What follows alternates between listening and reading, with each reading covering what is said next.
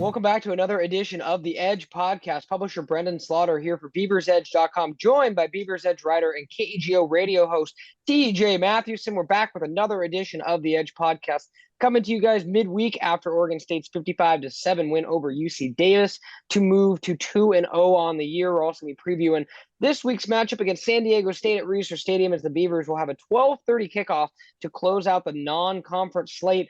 2 games already in the books. Season's going by quick. Happy to be talking with you guys again. TJ, what's going on, my man? How are you? It's good. It was good to get back out to the stadium. What a fun day Sunday was. It was warm, festive atmosphere, even for an FCS opponent. It was crowded. The game was sold out. And, man, we got a lot to talk about. Stadium-wise, game-wise, a pretty comfortable Oregon State victory. Never really in doubt, but you really got to see all that you wanted to on the field. I would say for myself, sans Ben Gulbranson, was a little surprised he didn't get out onto the field. But you saw pretty much everything else. So, yeah, we got a lot to talk about from this past weekend. Yeah, no doubt. Again, like TJ alluded to, it's a beautiful night for football over the weekend. And, Oregon State obviously had the 6 o'clock kickoff, but that didn't mean it was cold at kickoff, TJ. It was a beautiful afternoon/evening. And this next weekend, obviously, Beaver fans get treated to more sunshine, more nice weather for the 12:30 kickoff. So you can't complain when you got a couple games in September and you get weather like that. Obviously, the stadium itself, the result.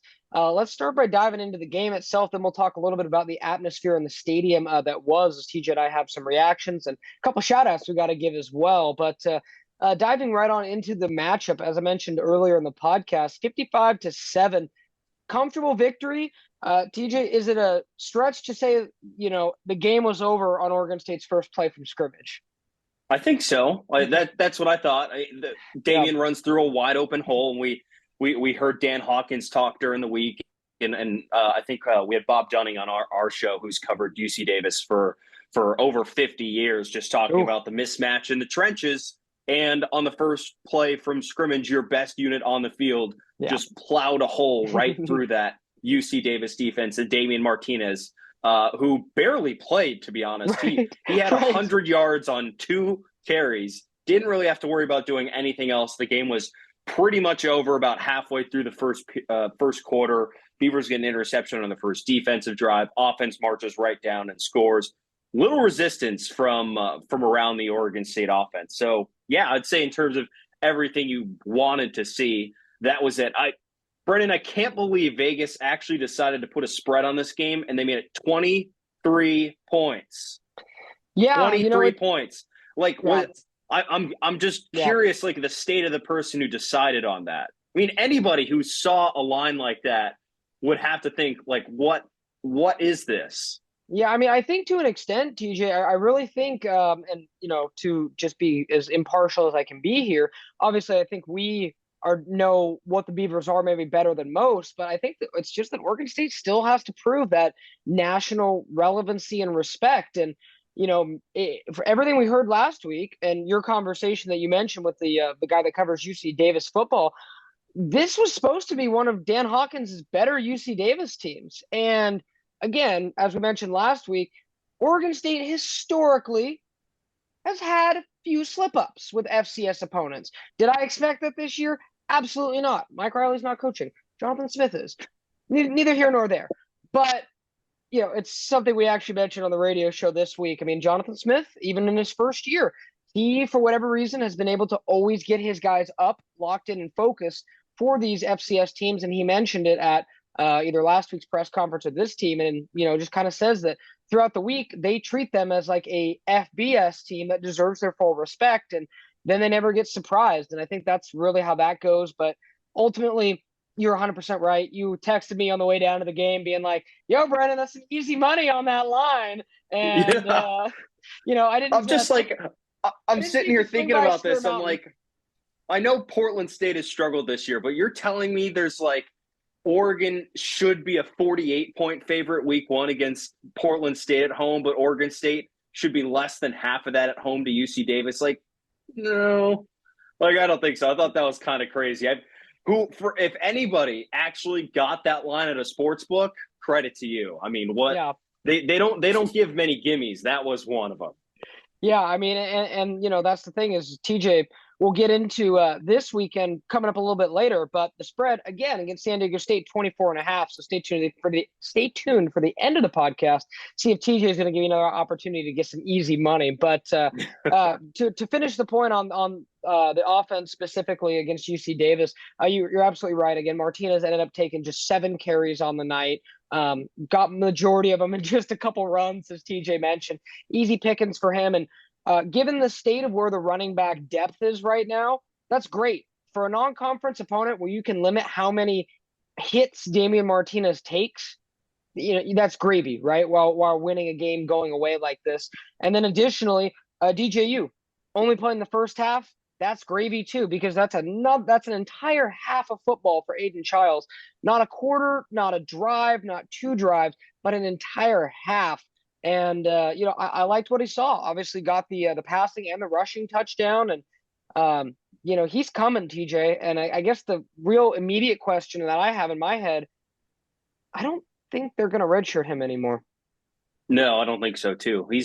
It seems pretty certain now he is not only first off the bench, but there might be some packages where they want him in there. I'm curious what it's going to be like though with combining him and DJ, because the reason you would have Aiden on the field in a meaningful close game would be for his running ability. Right. But after watching DJ run these first couple of weeks, to be honest, I'd probably rather have him run because he's not going down with the first tackler. It's true, and he's got I think he's got 48 pounds currently on Aiden. So yeah. I mean, freshly 18-year-old Aiden Childs, by the way. It was his birthday, yesterday on Tuesday. Happy birthday to the man, Aiden Childs from BeaversEdge.com. You bet.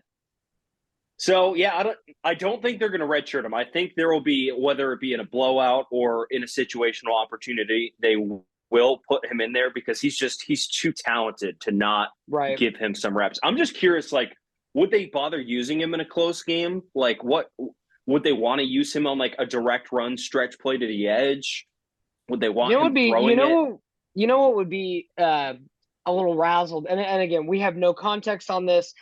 TJ and I can say, even with the fall camp practices we did see, there's not like we're hiding any more trick plays or anything that we didn't see. Believe me, the things that TJ and I saw during fall camp, we haven't seen yet on the field as far as kind of the trickeration. But the one we can speak on is that we couldn't for a while was Isaac Hodgins at fullback. And that was something that we saw all fall camp. So that, and then, I imagine, TJ, that if things were ever a little tighter, maybe offense didn't come quite as easy, we'd see a few of those razzle-dazzle plays you saw in camp. Right. But here's an idea. What if you have Aiden Childs in under center and, DJ split out as, a wide receiver? Then you could do, the double throw or something like that, where it's you could. Childs throws behind to DJ, or vice versa, or maybe – it's DJ under center, and I don't know. I don't know. Childs is so fast with the ball in his hands, but at the same token, I don't know if I want to draw up specific design plays for him that could get him hurt. You know what I mean? Especially when you have a bowling ball runner of a quarterback already, who's he's not only big, but he makes guys miss when he runs as well. So that would be interesting. You're right. I don't think they're redshirting him. But I don't think either of us have a great idea what situations he would be used in, because think about it. If you're throwing, you'd probably rather want DJ throwing the football. If you're running the ball, you'd probably want the extra 50 pounds that DJ has on Aiden Childs. So it's a balance. It's something we'll have to see as we go along. Sure. And again, like you said, another thing that we saw a little bit of, in fall camp, but not so much in the game yet. And TJ, I think, alluded to it last week in the podcast, was the zone read. And we've seen a little bit of that where obviously the Beavers are handing off to the running back the majority of that time in the formation. But there were several times, not so much with DJ in the first half that I can remember, but there was a couple times in that second half, TJ, where if Aiden Childs had kept that ball instead of giving it to Isaiah Newell or Deshaun Fenwick, he had a lot of space around him. And I just wonder if, like you said, the fact that you and I, two people who laser-eyed focused through fall camp, can't precisely say what Aiden Childs' role is going to be, it's got to be even tougher for opponents, right? Yeah, there's not So a whole that's a lot of tape benefit. on him. Most of what he has done has not really been out of script, off structure, or any of Agreed. that matter. It's been like kind of what you'd expect for a freshman quarterback. Easy throws, lot in the middle, using his legs to run on the edge, and then when you're down in the red zone, you throw to your tight ends and get in the end zone, which he's done, which he did. Riley Sharp, congratulations. Yeah. First career touchdown, the former outside linebacker catching his first career touchdown. If you want to go hear from Riley, I mean, we had him on our YouTube page yesterday when he talked to the media. So cool guy. Overall, though, very good Beaver victory. Really not too, there's nothing really to complain about. The Beavers made their field goals as well. Right. The punting, while maybe a little slow, someone brought up in the post-game call-in show after that. The punt unit just like looked a touch slow, like it was taking Josh Green a couple of extra seconds to get the punt off, Sure. which I did notice, especially that first one. He was punting out of his own end zone. Right. But otherwise, I mean, none of them got blocked. It wasn't really under too much pressure, and they got them all away. There was no fumbled snaps. Right. No, that obviously that was big. That was one of our takeaways, obviously from the game. And you mentioned Atticus Sappington. We talked to him this week too. I checked that out at BeaversEdge.com. And at this point, TJ, we'll brief moment on this, and we'll switch to defense and look ahead to San Diego State. It's going to be hard to take that job away from Atticus now if he continues Yeah. to hit some kicks. Right. I mean, he hit from 40 plus. Maybe it was 41 or 40. Might have been right at 40 this weekend. And TJ, that was a kind of line in the sand where we're like, we don't know how we feel about him 40 plus or more. Made that kick pretty easily. I mean, he had a few extra yards on. He probably could have hit it from 45. Yeah. So he has been kicking in ideal conditions. Now let's see what This is happens true. when This it is gets true. cold, right? This We is we very don't know true. until we see it, right? He kicks through the season and is excellent in October and November when they need him the most. Right. Absolutely. I'm Right. in a wait and see mode on Atticus, but he's been really good so Sure. far. And most importantly, he's been accurate, and they haven't needed really long field goals out of him. And even if it's been like long range, it's been so close they feel comfortable going for it anyways. Right. And the offense has been pretty efficient this year. I mean, again, like I said, I mentioned, I think, with the carries he did have, TJ, I think Damian averaged like either 7 point something or 8.1 yards per carry last week. So I get it. That's, that's a FCS team. But, What was for the, what was the guess again? was it 8.1 or 7.9 15 yards per carry? last week Oh, wow. I thought it was significantly. against I must be. Davis. Yeah, I thought it was 8 point. I said, Yes, yeah, maybe I 15. was.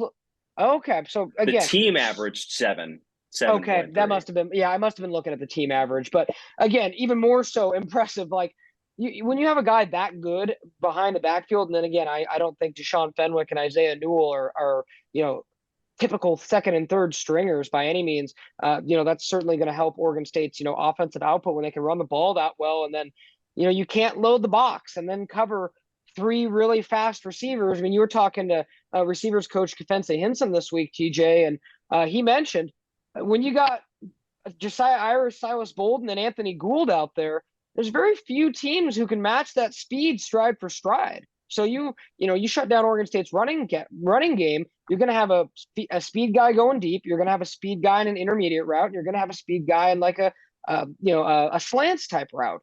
So when you have all that available to you when a team is loading the box, and you can get a mismatch on Anthony Gould or Silas Bolden on maybe a slow safety or on a middle linebacker, that's huge, right? Yeah, and if they're trying to like bracket someone, they can't bracket all of them. Go No. one over the top, one underneath. They're gonna have to.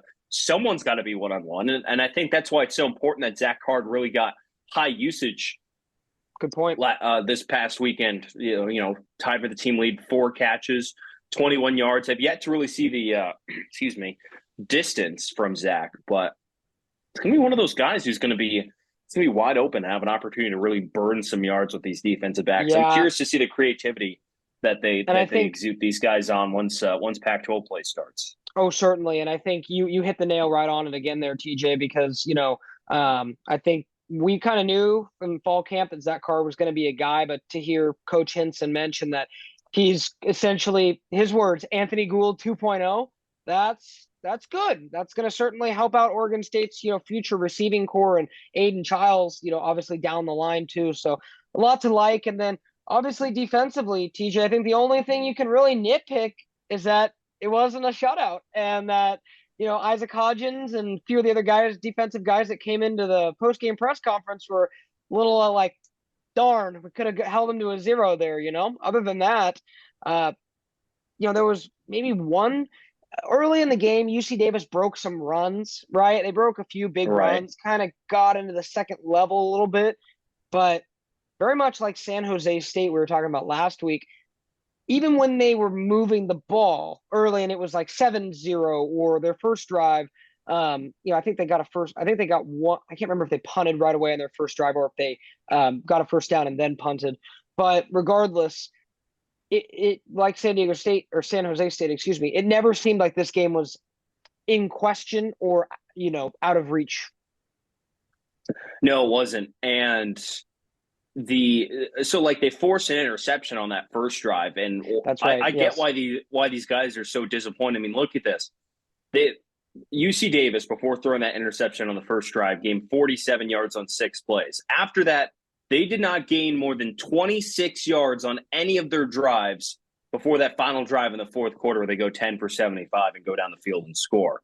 That's disappointing for a defense. You just played so well the entire game, gunning for a shutout. You're probably your best opportunity at a shutout all season long. Yep. And you give up 7 points on the second to last drive of the game. Yeah, you know you can do better than that. And your backups can do better than that as well. Yeah, and again, like you said, that play too, like offensively, how I thought that first Martinez run was like, the floodgates opening obviously was set up by the interception on, UCD's first drive. So you talk about the offense and the defense both making statement plays where on your first drive you have the turnover. So that, for UC Davis's perspective, messes with their psyche offensively. Then for the very first play, for Damian to go do what he did and take it to the house, TJ, you will probably agree with me, for any of these FCS type matchups, even the good teams, I'm talking like even Montana State last year, and Montana State last year was one of the better FCS teams Oregon State's played in a long time. They're a very good FCS team. That's why, you don't see a lot of, that's why typically you don't see a lot of like the Southern schools or the Pac-12 schools go after North Dakota State or South Dakota State in a given year, because those two teams dominate and win the championship almost every year. So with that, it seems like to ever pull that upset, TJ, you need like those plays to break your way for those guys to start being like, oh my gosh, we can play with these guys. We can believe it, right? Like this, they're not, Goliath, so to speak. And Oregon State took UC Davis's stone that was flung at him and stepped right on him. Yeah.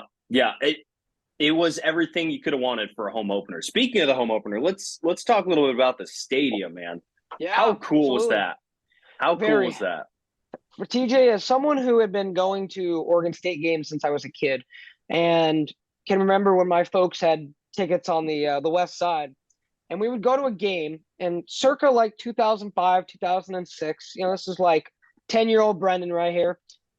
He looks across the stadium and he looks up at Dad and Grandpa and it's like, how come their side of the stadium is new? When do we get our side?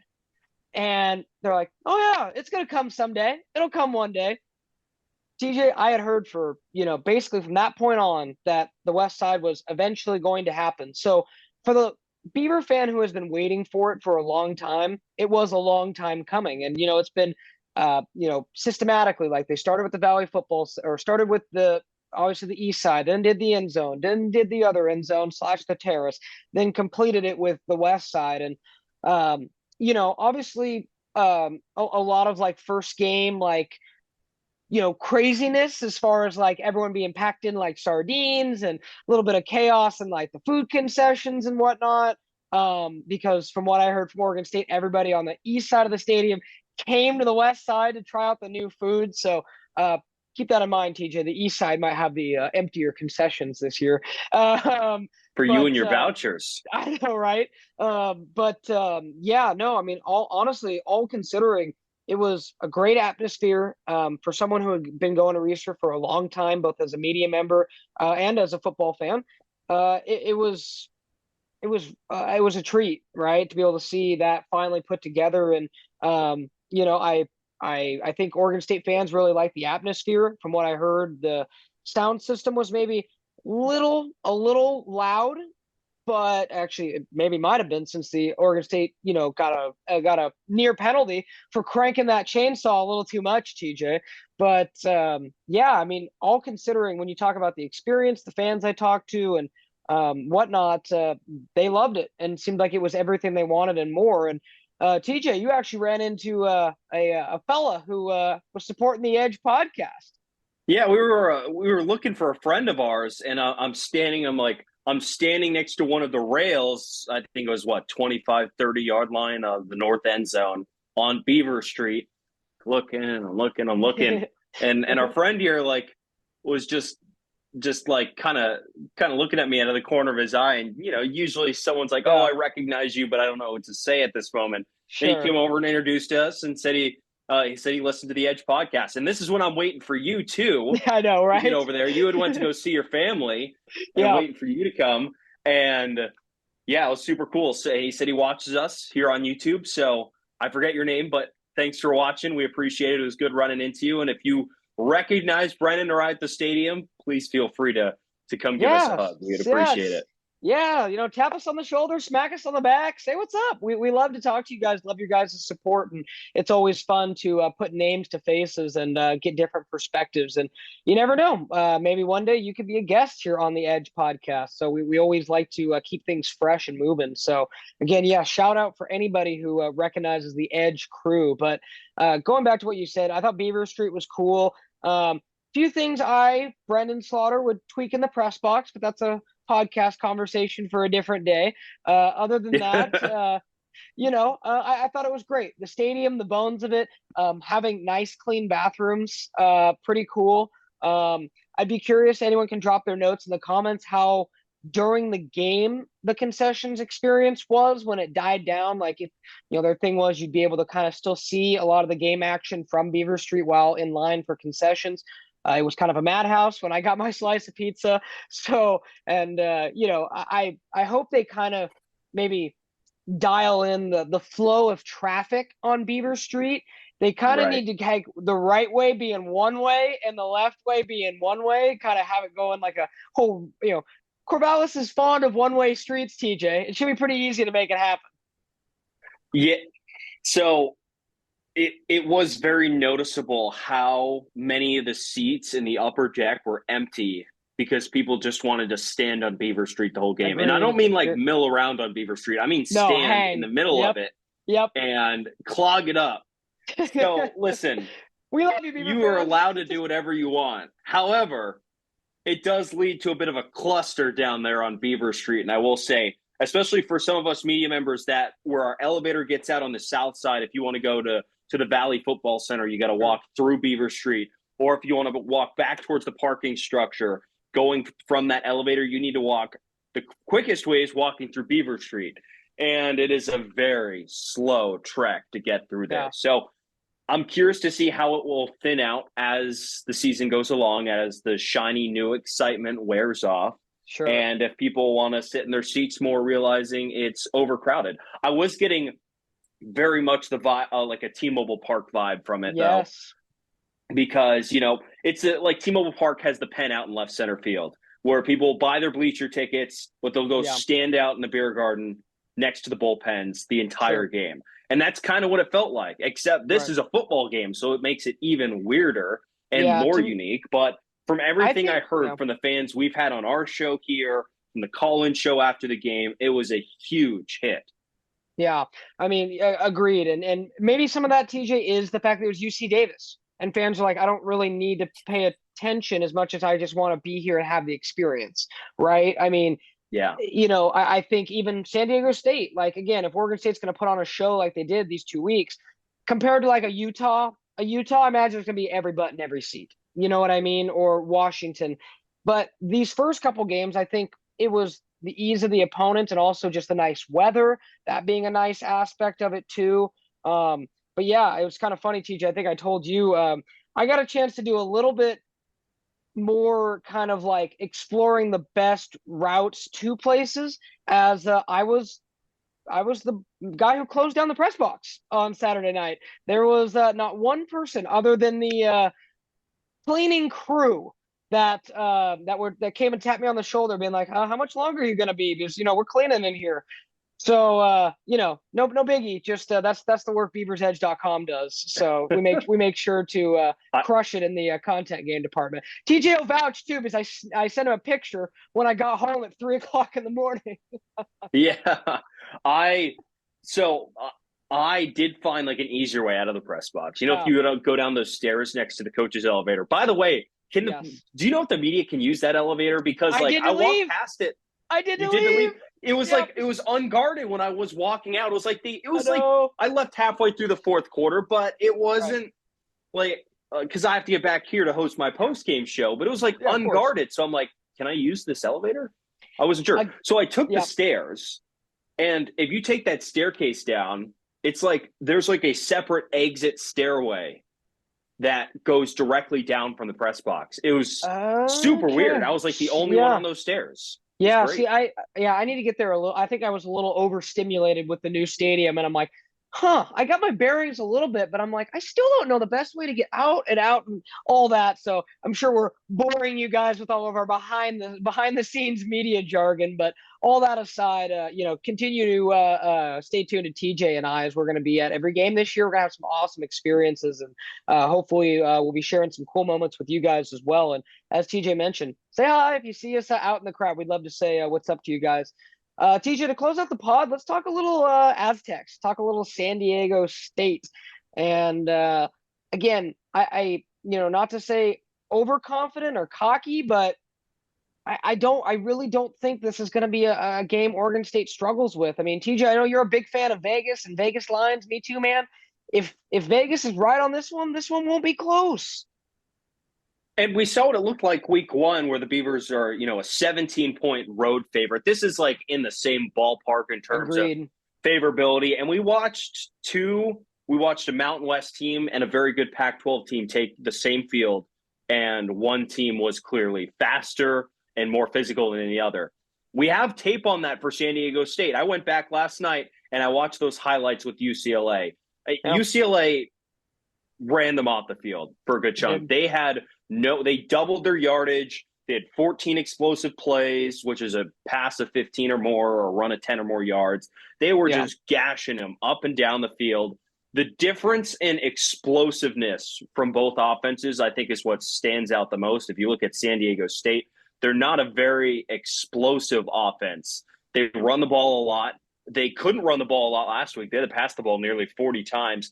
But with their quarterback, Jalen Malin, who was a safety at the beginning of last year, switched back to quarterback, and now is starting at quarterback this season for the Aztecs, hasn't pushed the ball down the field that much at all. I think that's where the Beavers might have the biggest advantage in this game, where they feel comfortable, as we've seen this year, both efficiency-wise and aesthetics-wise. They pass the ball down the field very well. The Aztecs have not, and that's a major crutch when you're on the road facing a defense as good as Oregon State has had this season. 100%. And, you look at their numbers, I mean, averaging, offensively 140 yards less than Oregon State offensively per game, only 148 yards passing, 173 yards rushing. Ever going back to, okay, help me out here, TJ. Seattle running back from San Diego State. Rashad Penny. Thank you. Yes, going back to Rashad Penny and just guys like San Diego State has always had a really good running back. Like you look at Rashad Penny, you look at many other guys they've had come in throughout the year. So that's kind of what they hang their hat. Pumphrey. Yes, thank you. Pumphrey's another guy. And that's typically where they like to lead with. So when I look at the stats, TJ, and I see that Jalen Maiden is their leading rusher with buck 84 in 3 games. They've played 3 games, folks, not 2, 3. They don't, and I forget who it was this year that I was speaking on it with. It might have been you, TJ, but somebody was like, the biggest difference with San Diego State this year is they don't have a running back. And I'm not going to say that they don't. They have a couple guys that have, less yards than Maiden does, but it seems to me like if you're Oregon State, you just guard against Maiden doing anything, like Chevron Cordero did against USC, breaking those 3rd and 20 type plays where he's able to scramble because, again, mentioned to TJ in the ahead of the podcast, Maiden's averaging like 7 some yards a carry. So when he does decide to run, 2 runs, that's first down. So I think Oregon State will certainly have to pay special care to his running ability. But as you mentioned, not quite the most accurate thrower out there. The accuracy is not super great, a little under 60%. Oregon State should be able to take advantage of that.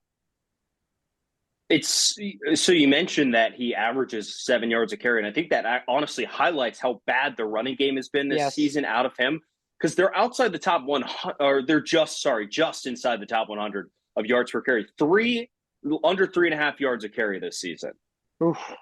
It's pretty bad, and especially when your quarterback is as efficient as he's been on the ground this season. But against. We did really get a measuring stick against UCLA last year. It was at home. It was in San Diego. And UCLA is a good team. I think UCLA is good. I don't know if they're as good as Oregon State is. I will right. When our Beavers Edge power rankings come out this week, I'll have the Beavers solidly ahead of UCLA. And again, UCLA with a freshman quarterback, no doubt, walked in there and had a pretty easy time, even despite turning the ball over a couple times. The score could have been significantly worse. And speaking of that, I mean, San Diego State did also have a few bad turnovers, including one at the 1 yard line. They threw a slant. Where have we heard that before? So they got to. So it's a mixed bag, but I just don't see how San Diego State scores enough points. Yeah, no, I mean, everything you said was 100% spot on. And, I think that, the measuring stick was a great way to describe it because, again, just parceling this out in terms that this is how I feel. Oregon State's not going to lose to a team that beat Idaho State by 8 points, period. It's just not going to happen. Like this San Diego State team needed everything they could to beat Idaho State and Ohio. Not Ohio State, folks. Ohio, the Bobcats. So, and then as TJ mentioned, a shellacking. I guess 35-10 is not a miserable score, but it kind of shows you weren't really in the game. You know what I mean? So, and as TJ said, all 3 of those games were at home. This is their first road game of the season. That just, to me, TJ, it's like a witch's brew of disaster right there as I'm looking at San Diego State. And there's a couple other things too. So it's a noon kickoff or 12:30 kickoff, but they have to stay up in Portland because the hotel they booked in Eugene had burned down, or at least a portion of it had. I didn't see that. What hotel? So they had to. I think it had burned. I think it was in like the late spring when it had burned down. But they had they booked these things so far in advance. True. So the only place they could find was a hotel in like southern Portland. So it's like, okay. Wow. Wait, so does that mean the San Diego State Aztecs are going to pick a suburb like Sherwood to come hang out, man? But we're going to have the Aztecs here in town? Yeah, maybe. How big are the hotels in Sherwood? We've only got one. We've only got one. But no, it's so, funny you mentioned that. Anyway, just like think about that. They're going to have to add, an hour to their commute. Yeah, to the game on Monday. And that's all an advantage for Oregon State. Well, you're right. The commute, the fact that Oregon plays at home in the afternoon, I-5 could be a disaster on Saturday. Heads up, folks. Make sure to leave extra early, especially if y'all want to tailgate, because 12:30 is going to come early on Saturday. But no, you're absolutely right. And, it's definitely interesting because when you mention that reminds me of 2 years ago when Oregon State hosted the Super Regional in baseball, and Auburn, because of Oregon State's graduation, had to go get a hotel in Wilsonville, which is, again, right off the freeway, a suburb of Portland, a quote unquote. People will come after me on this podcast for saying suburb of Portland. So I won't say Wilsonville is a suburb of Portland, but it's a suburb of the greater Portland area, I should say. And I could very easily see, that I'd be very curious to know where they're staying, TJ, because That's nuts. I did not know that until just now. So another crazy travel thing for the or just aspect of getting to the game, but that'll be unique because there's only two ways into Corvallis, man. You go well, three if you're coming from the south, but if you're coming from the north, you got 30, I guess 30. You can go through Albany, go 34, or you're coming up 99 and you got a bus full of players. That's gonna be a lot. You're right. That's gonna throw off a little bit of rhythm for sure. And we'll see how it affects them, man. I mean, with all these cards already stacked against them in this game, but Right. overall, I mean, Oregon State across the board, through the air, on the ground, Do you think offensive and defensive line, do you, quarterback, etc. It very much leans the Beavers' way. Yeah, we've talked a lot about, Oregon State's defense versus San Diego State's offense. Let's go and close out. Anything San Diego State could do defensively that would maybe give you some pause in this game, TJ, or do you think Oregon State will be able to get whatever they want moving the ball? I mean, it looks like they're a little more stout against the run than they are the pass. So this could be like DJ's like coming out party in terms of like maybe throwing for a lot of yards because they seem to allow more to the pass than the run. I mean, they're 102nd nationally in yards per carry. So Yeah. 5 yards a carry. I mean, they're 88th in yards per play overall on defense. 64. Like they've been actually kind of decent against the pass. I'd say they're like middle of the pack, 64th Yeah. in yards per attempt. The Yeah. only really standout stat they have as a defense, they've been pretty good in the red zone this season. And that's because they forced Okay. a lot of turnovers. So they're good in the red zone, and they've also forced a nation-leading 8 turnovers, again, in an extra game than most other So, programs. But they've managed yeah. to force a good chunk of turnovers in these first few games. No, I will say this, and we'll close out on this thought as TJ put it so eloquently with those turnovers. That could be the only thing that could Yeah. bring this game into a bit of a whack of sorts, is if Oregon State is sloppy, turns the ball over a lot, it could be a closer game. But even then, I still don't think Oregon State would shoot themselves in the foot enough to give San Diego State a chance to walk into Reser Stadium and win. Again, this was on the road, and Washington State's coming up, Utah's coming up. You could be like, okay, Oregon State's looking past, but it's at home, and I just don't really think this Oregon. I don't think this Oregon State team this year, TJ, is looking past a whole lot. No, I don't think so either. I thought about this yesterday when I was looking at this. I'm like, the only path to victory I see for San Diego State is multiple Oregon State turnovers deep in their own territory that Yeah. sets up for easy scores with San Diego State. If the Beavers don't do that, there's nothing much I see on paper, and Vegas agrees that would lead Oregon State to lose this game. Certainly. And again, folks, make sure to catch that game 12:30 on Saturday. FS1 got the call this weekend, and obviously TJ and I will be there and be bringing you guys coverage from that matchup. And it's going to be exciting to see Reser Stadium during the day after catching it for a night game. I'm curious to see if the crowd's about the same or maybe a little less, or who knows, maybe even a little bit more. So that's going to be certainly interesting as Oregon State, closes out the non-conference slate this weekend, 12:30 on FS1. Make sure to stay locked to BeaversEdge.com. Lots of cool stuff coming up on the website this week. TJ alluded to it earlier. A special we're going to be rolling out for our subscribers only is going to be our weekly Pac-12 power rankings. That's going to be me, TJ, and our recruiting analyst, Dylan Callahan-Crowley. We're all going to give our thoughts on the Pac-12 power rankings each week. It's going to be something that is again, unique and special for our subscribers. So if you want to check it out, again, we got an awesome promo. You can check out BeaversEdge.com free for 30 days. Just head on over to the front page and click on that promo. Otherwise, we're also going to have, our weekly injury report, our predictions, and everything else to get you guys geared up for the matchup. So make sure to stay locked to BeaversEdge.com for Saturday's matchup and everything in between. Big thanks to TJ Mathewson for always joining me on this edition of the Edge podcast. We'll talk to you guys next week.